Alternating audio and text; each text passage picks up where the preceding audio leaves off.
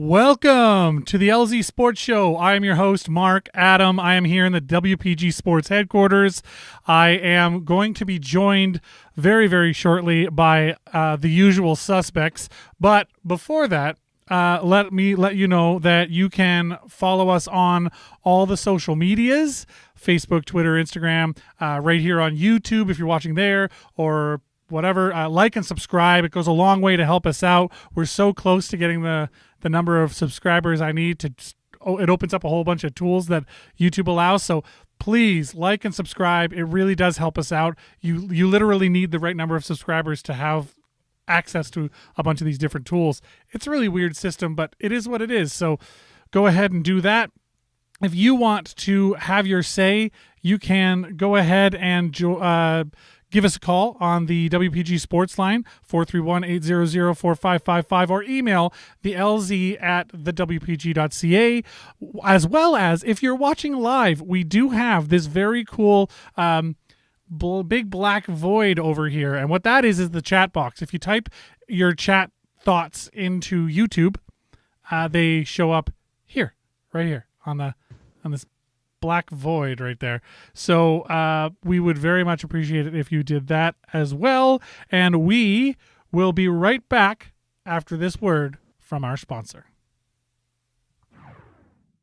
Make your house a better place to come home to with Aqua-Tech Pool, Spa, and Bath. We've been delivering complete customer satisfaction for over 40 years. Whether it's a fully completed backyard escape, a completely renovated bathroom, or a premium upgrade on outdoor furniture, Aqua-Tech is the only name you need to know. That's because if it's an Aqua-Tech job, it's an Aqua-Tech team working on it. No outsourcing, no subcontractors. We do it all. Visit our one-of-a-kind showroom today at 1065 Dugald Road. Aqua-Tech Pool, Spa, and Bath. We create better places to come home to. Thank you so much to our sponsor, Aqua-Tech Pool, Spa, and Bath. Greatly appreciated. Today, I am joined, as I said, by the usual suspects. One of those people is Mr. Keith McKnight, WPG Sports writer. How are you doing today, sir? Good morning, sir. Good morning, sir. I'm good. How are you? I'm good. How are you? I'm great. I appreciate you being here. And of course. We had a night sort of interrupt there. Good morning also to Zoner there. Good morning, my man. Hello, good morning. Hello, good morning. Doing well. You guys are doing well. Oh, we're getting that echo again. Super. Uh-oh. 1 second. Hang on. Does this work now? Let's do that. All right. Maybe if you jiggle the handle a little bit longer. longer. Right? Like, there's just that you got to dial it in. But anyway, Mr. Keith McKnight, you're doing all right. And I'm hearing Zoner there. So I think I might have fixed it. How are you, sir? Yeah,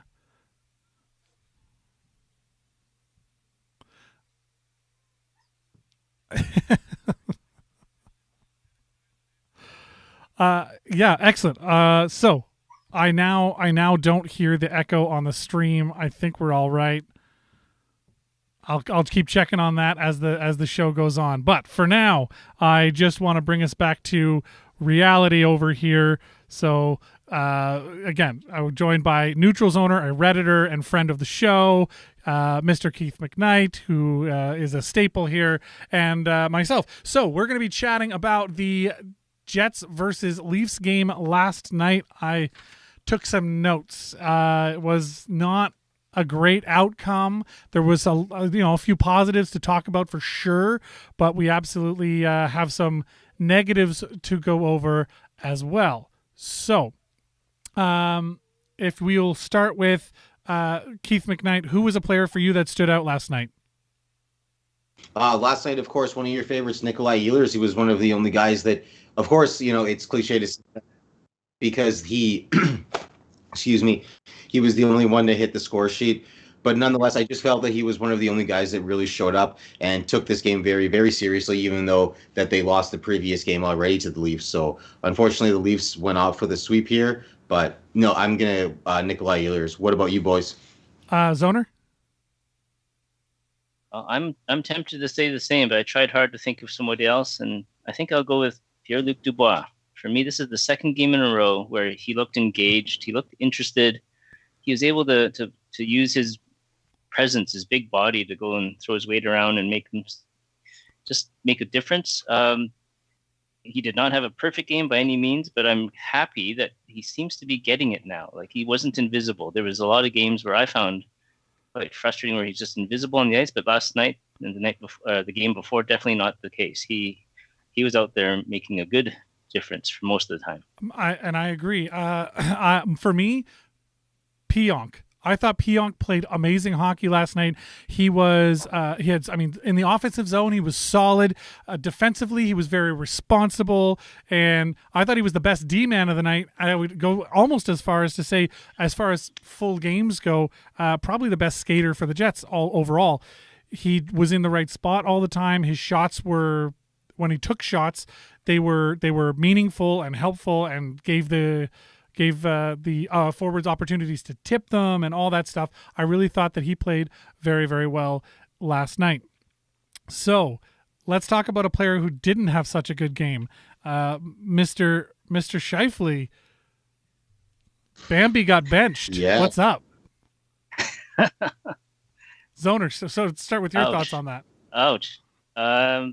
Yeah, he has not been playing very well the last few games.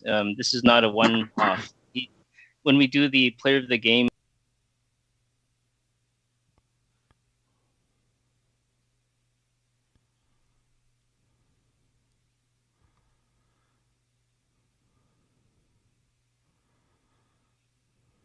of the franchise, or well, now that he's 28, probably the president of the franchise.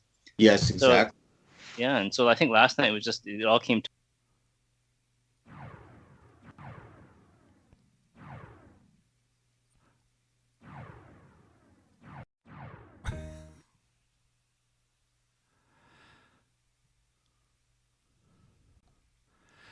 Yeah, absolutely.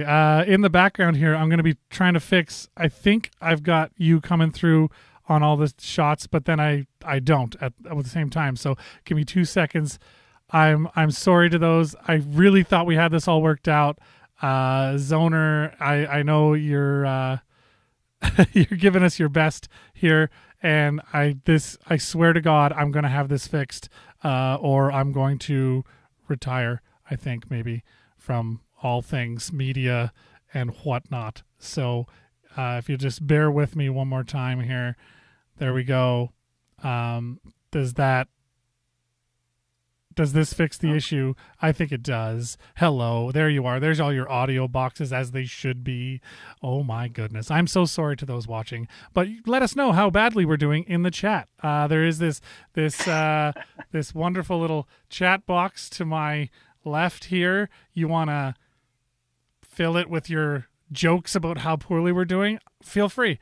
Go right ahead. And we're just going to jump right on in.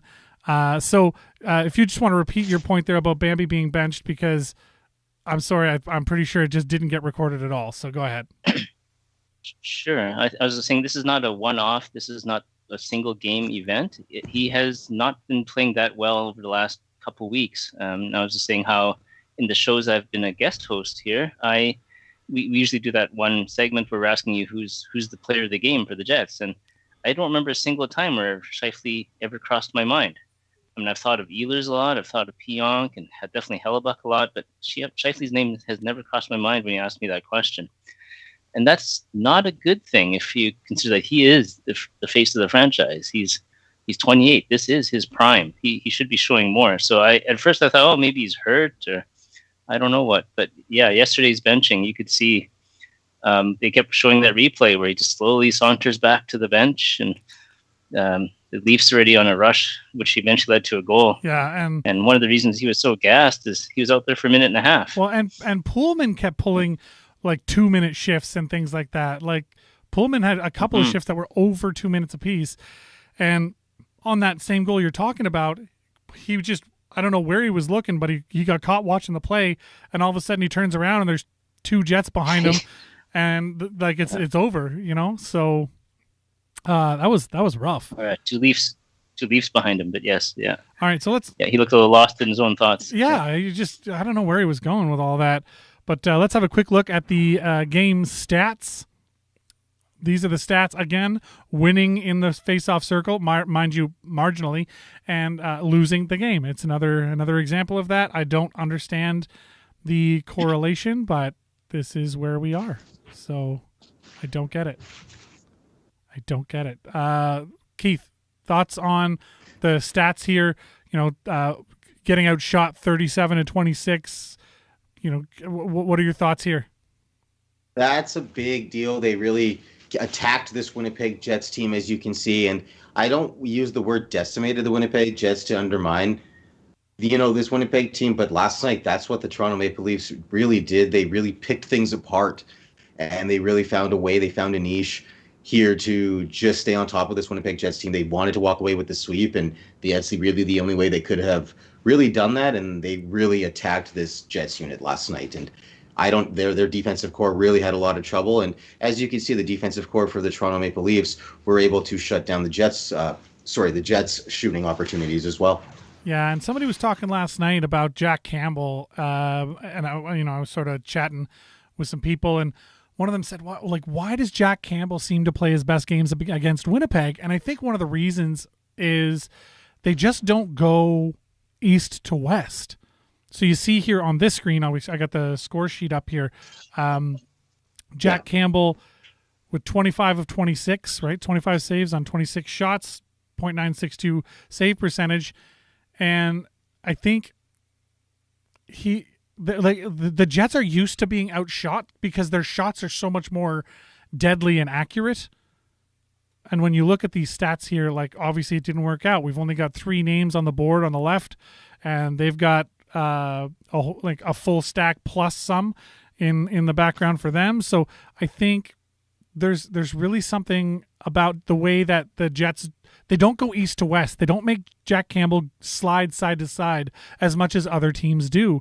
So they rely a lot more heavily on that accurate shot for the top corner actually going in off the post. And you know what I mean? They pick corners and they pick goaltenders apart. But the side to side movement is what is required to get a guy like Jack Campbell off his game. Jack Campbell has amazing reflexes, but his movement side to side isn't quite. I mean, any goalie, you get the moving east-west, you're going to have problems with the goalie, right? So, I really think that if they start trying to move their play to a more east-west style passing in front of Jack Campbell, they'll have more success there. A lot of their shots work against other goalies whose reflexes aren't quite as good, and I think that's why the Jets get away with getting outshot and still winning games a lot of the time. That's a personal opinion, obviously. So, thoughts on that? Well, the Jets won an only goal. Kind of proved your point, right? Where it was a beautiful saucer pass by Stastny right across, perfectly timed, and Ehlers just deflecting it up over the shoulder, and it was actually an amazing deflection. Campbell actually slid across and almost got there, but just a little bit too low, and Ehlers with the perfect tip. But anyways, that's the type of play, right, that you're trying to get, hoping to see more of, right? Yeah, from the Jets offense. Keith, thoughts? I with you on that for sure, that they played the game that they should have just played a more attacking game like that, where they went straight ahead with him instead of hoping for those types of corners going in for them, and they don't make him slide. That's really a good way to put it, right? They keep him in kind of like the one same position. So there's not much too more I can elaborate on that, because you really pointed that out pretty strongly there. Fair enough, and I appreciate that. Jets score first finally. Still don't get the win. They immediately had a bit of a collapse. They didn't play completely terrible in the first period. They had I thought the second period was their worst period last night. And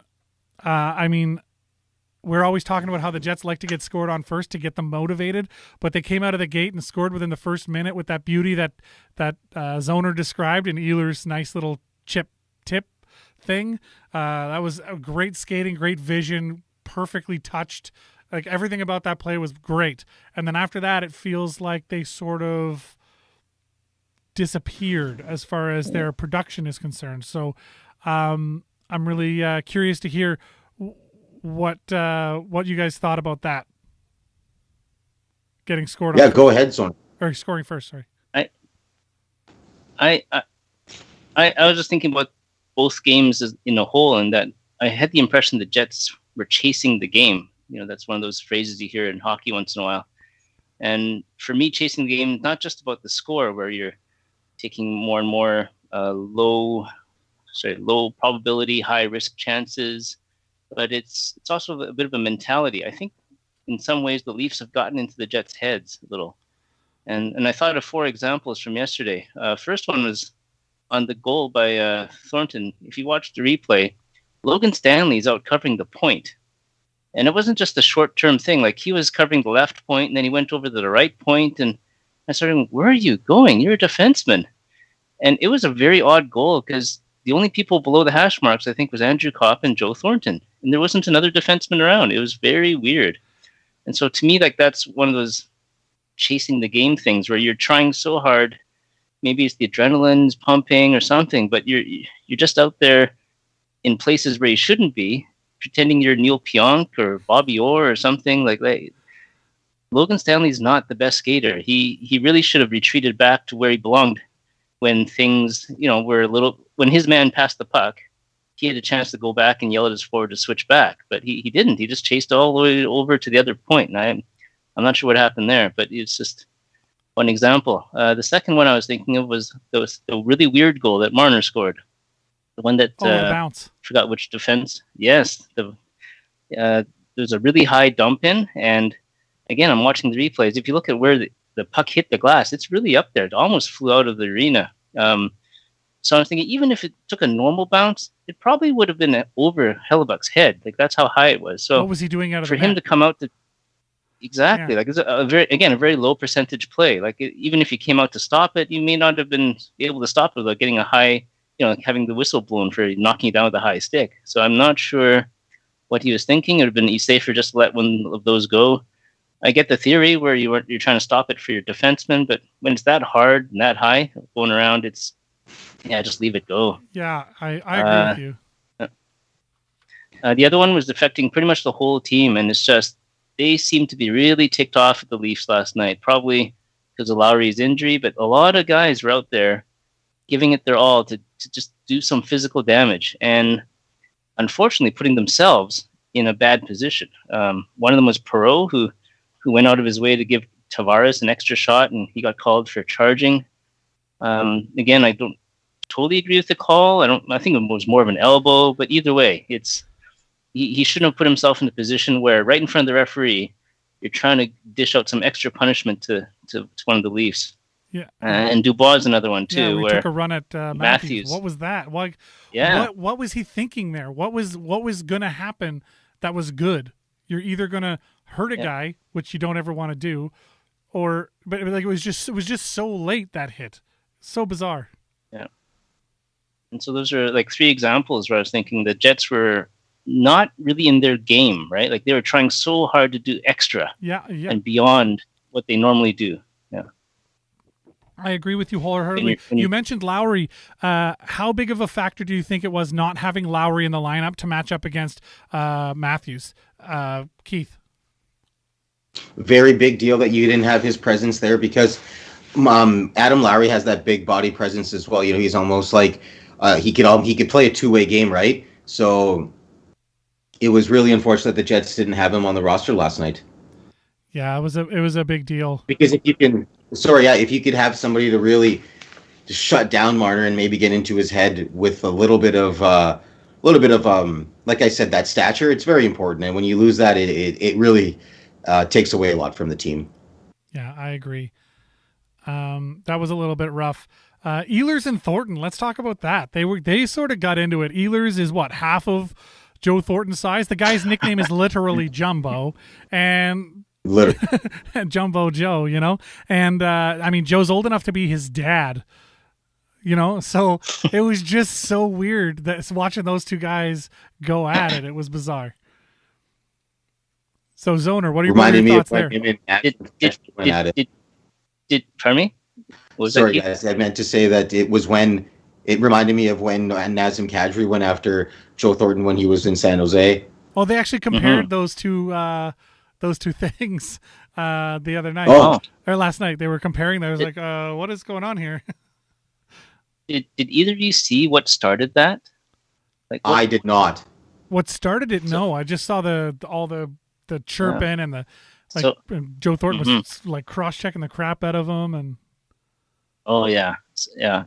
It seemed very weird for a guy who, in the media, he's such a very low key, character kind of a guy, right? He tells these strange jokes and very easygoing. But on the ice last night, wow, he was different.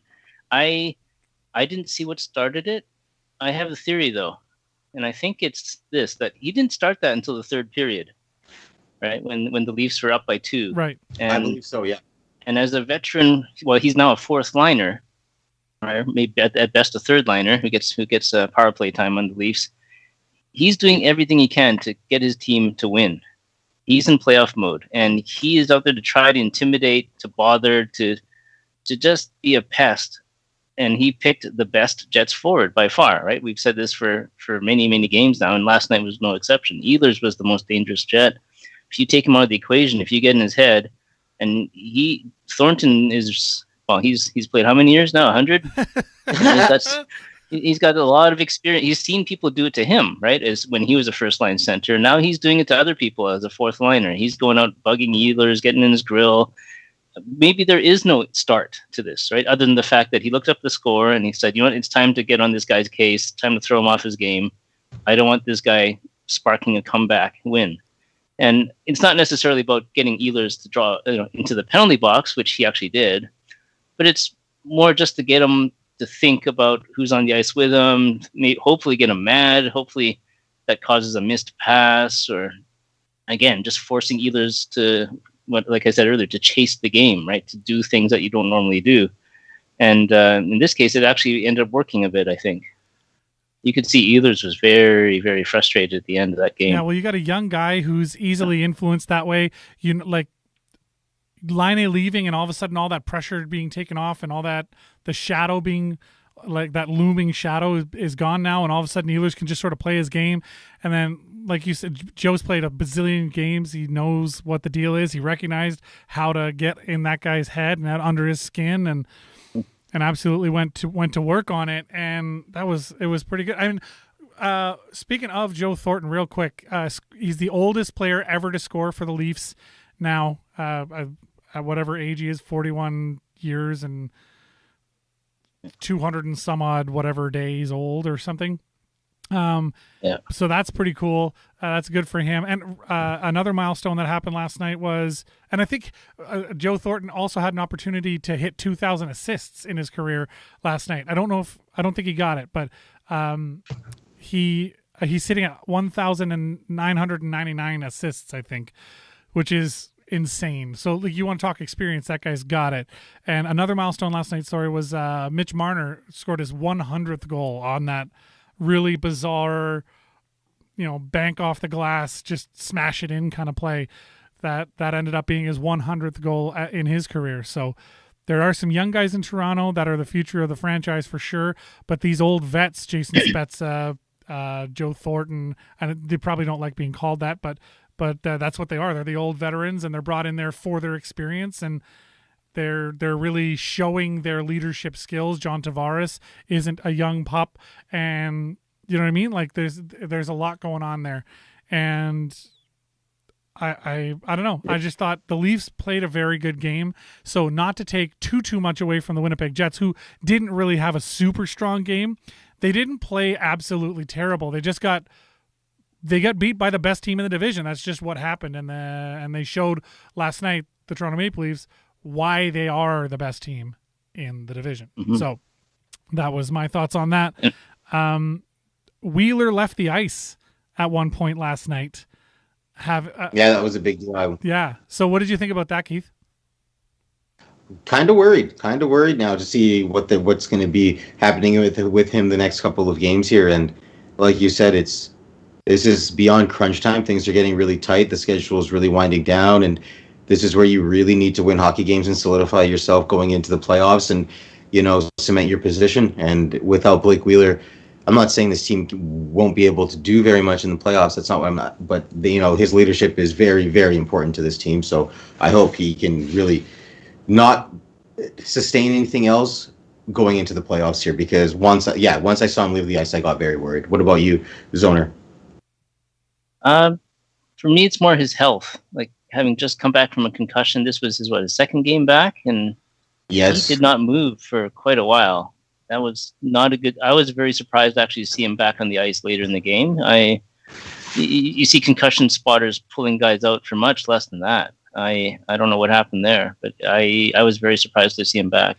Well, I think they ran him through because he just came back. He was given a clean bill of health, so they have to treat it like he's anybody else on the team at that time. And they took him off the ice at the end of the period. They assessed him the entire intermission, and obviously the doctors and he felt confident enough, because we know for a fact that the Jets will play the safety first game. They will pull a guy if they think that it's in the best interest of the team to protect that person. So I don't think that if they thought there was any kind of problem, they would have put him back in, and they did. So I feel pretty confident going forward that he's going to be okay.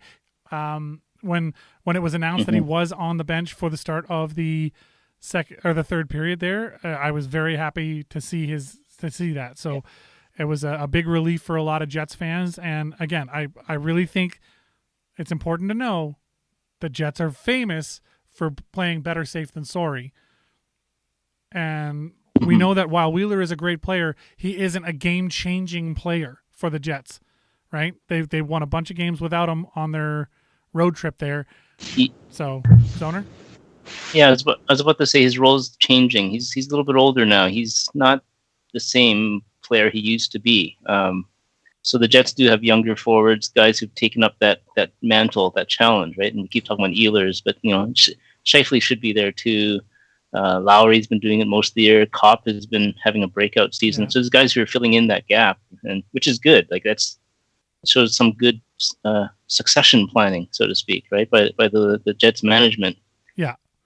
Similar to say how you were talking about the Leafs having this almost like an assembly line, right? They've got the vets, they've got the young guys, they've got the prospects coming out. The Jets have actually garnered a lot of praise for that draft and develop team building. I think 7 of their top 12 right now, if you include Harkins, because he's in, 7 of their top 12 are drafted and developed by the Jets organization. So that's a big deal when you're making your own talent, you're controlling your own destiny.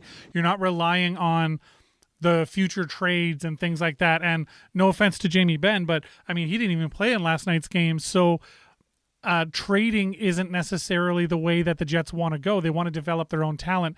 And I think every single year they get better. And sometimes you get into conversations with Jets fans on the internet, and I know the internet is the internet, but they have this thing in their head where we're not getting any better. It's like, no, we haven't won a cup. That's not to say the team isn't getting better. Right? Every single year, I just see improvements and tweaks and things. And then the question is, do you go for broke and go for the cup, or do you just play the team you have and get them that experience and then have a look at what the situation is next year? And I think right now, the Jets are not a team that can't win the cup. They're not. They have the talent to do it. So I'm pretty excited to see the way that the rest of this year plays out for the Jets, because there's a lot of talent on this team. There's a lot of people who are dedicated and very hardworking, and I think if they can figure out the PLD question mark, like if Pierre-Luc Dubois finds his spot, his little niche with the team, I think that'll go a long, long way. Personally, that's my personal thought. So, Keith, what did you think of the upcoming schedule? So we got Edmonton for 2. What should we look forward to there? Well, I still stand behind this team. I still pick them, but the Jets are showing 2 things right now: that they may not be the greatest, they're just simply the latest, right? And then I heard Hines Ward say this. It's like, when you're going to go play for a Super Bowl, like, excuse me, you're going to be a contender or a pretender. And, I don't know what's going on with this Jets team right now, because this is not the team that we first saw at the beginning of the season, nor in the middle. And now that it's a tail end of it, I don't know. I really don't know where to hang my hat on this one with the Jets going into Edmonton. I'm a little bit worried with them going into Edmonton. I'm not saying that they're going to lose, but they really have some kinks to work out before going into that series. And I don't think home ice or like wherever, like rather if it's at Rogers Place or Bell MTS Place, that won't be an issue heading into this because teams are playing like they really, really want to close the season out aggressively on the win side. Yeah, I agree. Zoner, thoughts? Yeah, like we were saying earlier, these last few games, Oilers and Leafs, these are the litmus test, right? These are the ones that you measure yourselves by. And the Jets have lost 3 in a row. So they're a great team, but maybe they're not quite there yet. And there's a few gaps that we've been talking about today and in the last couple episodes where they need to work on. Right now, trade deadline's over, so whatever fixes have to come from within. And either it's a tweak maybe to the defensive system, maybe it's a tweak to how the forwards back check or something, but there needs to be adjustments made. They're great, but they're not there yet. The series against the Leafs definitely showed that. The Leafs beat them 2 different ways, if you think about it, right? It was skill and finesse on Thursday and kind of like a grind it out last night. And it was quite telling. The Leafs are definitely the head of the class right now. So we've got some homework to do. So, and another thought there is that the Jets just lost 3 games in a row for the first time this year. Yeah, it's a big deal. So when it was just 2, when they lost to Edmonton and then Toronto, that was the 3rd time that they'd lost 2 in a row. And Paul Maurice actually was saying last night, the post games, they asked him like, "What do you think of you lost 3 games in a row?" Blah blah blah. And he said, "Listen, Edmonton had their skid, Toronto had their skid this year. We haven't had ours till just now. So I don't think it's time to panic." Basically, is what he was saying. It wasn't until just now that the Jets lost 3 in a row, and we're sitting here talking like, are they a good team or not? I just think that's not fair to them to think that they have to be on every single day all the time. I mean, I can't get through one whole day doing my whole day right. So imagine being at that level. Yes, there's a lot more pressure and there's millions of dollars invested, but there's still human beings that need time to rest. And there's the whole question marks of COVID and, we played Vancouver and now there's 21 players on their team that are in COVID protocol. And is that going to change the way that we look at things? So I really think there's a lot of good things happening in Winnipeg, and I think all the negative stuff just needs to slow down. Last night, we can talk about some negative people who had a bad game. Tucker Poolman, for example, had a bad game. Mark Scheifele was off right up until he got benched, and that sent a whole message to the team, which was a big deal. And Paul Maurice said, we have, Mark is a competitive guy, but we have a standard and an expectation, and everyone has to meet it. And that was all he said about the thing. So, I respect the way that Paul Maurice is moving forward, and I hope that it continues that way. Other games that happened in the division last night: Toronto obviously beating Winnipeg. We knew that one. Calgary beat Montreal. Now that's a big one. We're going to come back to that. Vancouver also beat Ottawa, which could potentially be big. I'm going to bring up the playoff picture here. Let's have a look at this. So right now we have all of this going on. Toronto at the top, 30 wins. That's a big deal. They're the only team with 30 wins. The Edmonton and Winnipeg each have 27. Technically, Winnipeg's ahead of Edmonton in the standings because we're 1 extra point, but they do have 2 games in hand on us, which these next 2 games will be very important. But getting back to this Calgary-Montreal situation, Calgary is struggling right now to be relevant in the playoff talks, and Montreal is struggling to stay in them. You see their points percentage right now, .533. I've mentioned it before on the show, but .560 is the average lowest required to make the playoffs. So by the end of the year, we're going to see where that is, but they're trending the wrong way. 3-7-0 in their last 10. Montreal is in some trouble here. Losing to Calgary, who is the team most likely to catch them, is seriously problematic. Vancouver, however, maintaining 6-3-1 in their last 10. They beat Ottawa again last night. That's a big deal. Vancouver over 500 for the first time in a while. at 500, I should say. So this is looking very dangerous. What are your thoughts when you look at the standings here, where you got Toronto on top, Edmonton, Winnipeg, Montreal? Those are your teams.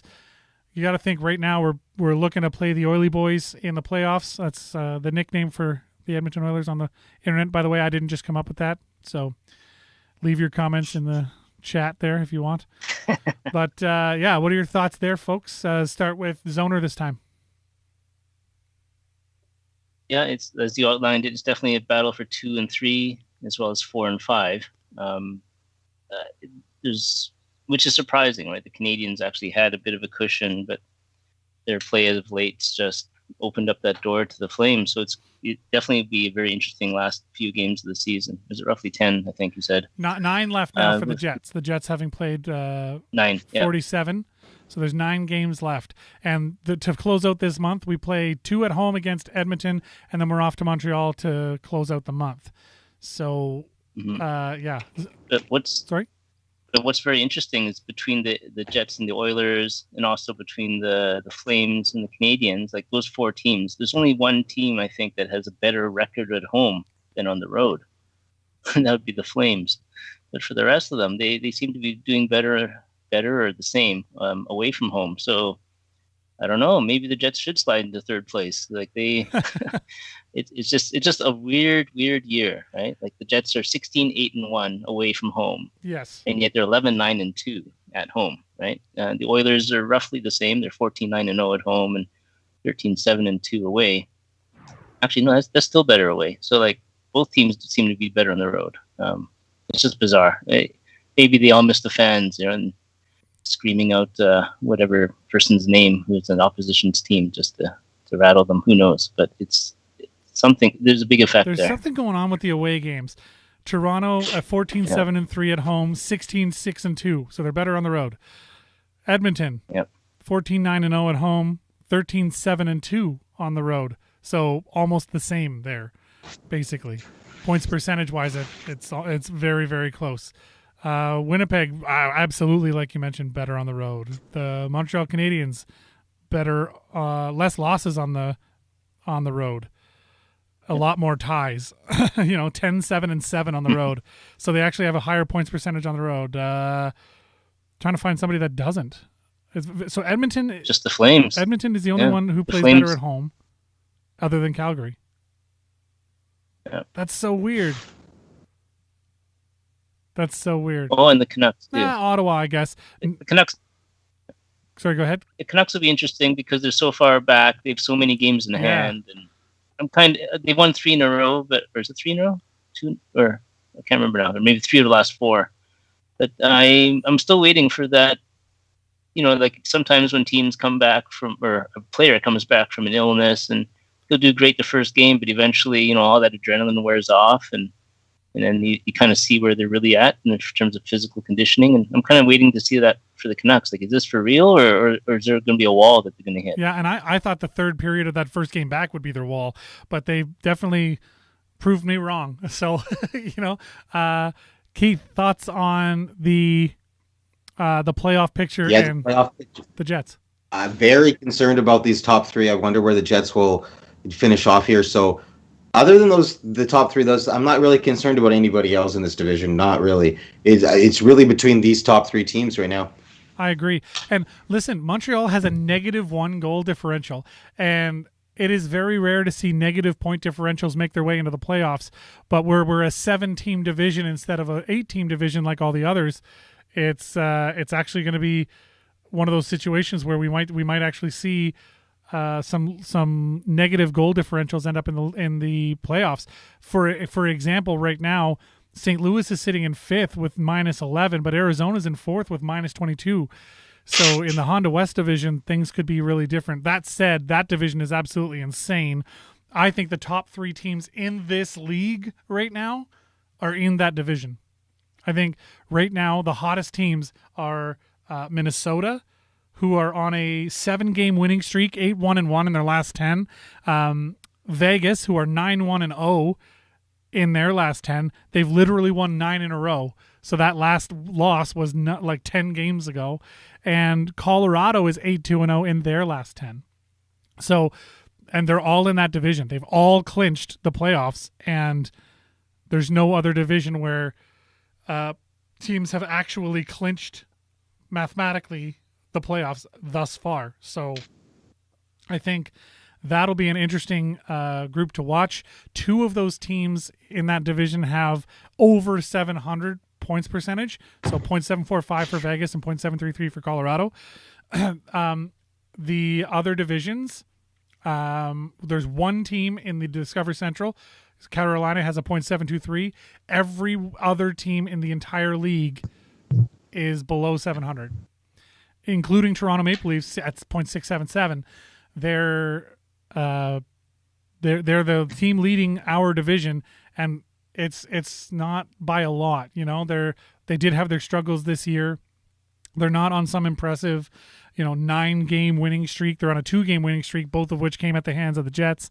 So it's going to be an interesting playoff run for sure.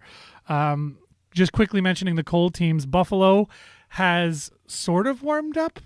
They're still last in the league, but they're 4-5-1 in their last 10. So that's not, 0 for 10 or winless in 17 or whatever their biggest record was at one point. And then the Jersey Devils are on a 9-game losing streak, 1-9-0 in their last 10. They haven't won a game, 9 straight losses. That's got to play a little bit with your mind. Not that they're really worried about the playoff picture for themselves right now. Buffalo and New Jersey are definitely going to come out of that division at the bottom. So, was there anything else that popped into either of your heads about the game last night and or the Jets coming up that you wanted to talk about before we say goodbye? Myself, not really. I think we covered quite a bit. Yeah, no, you boys really had a lot to say today. No, I think I'm okay. Zoner? Yeah, just looking forward to the next 2 games against Edmonton. These will be important for the standings, and it's always fun to watch McDavid and Draisaitl too, right? Just as a fan of hockey, it is sad when they decimate the Jets, but it is, as a hockey fan, it's great to see with them clicking on the ice like that. Absolutely, I agree. So I'm gonna, on behalf of us all, thank you, Zoner, for joining us. Thank you, Keith, for being here as usual. And we are very happy to have you follow us on all the social medias. We love to interact with you.